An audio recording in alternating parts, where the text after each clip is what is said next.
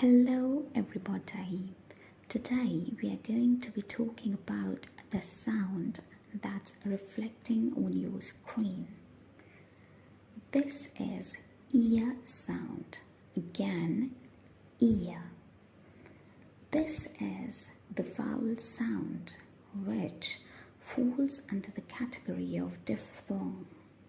The example that is given here is ear. Some other examples could be dear, clear, cheer. I hope it is clear to you now. If you have any confusion further, please do comment. Until next time, take care. Bye-bye.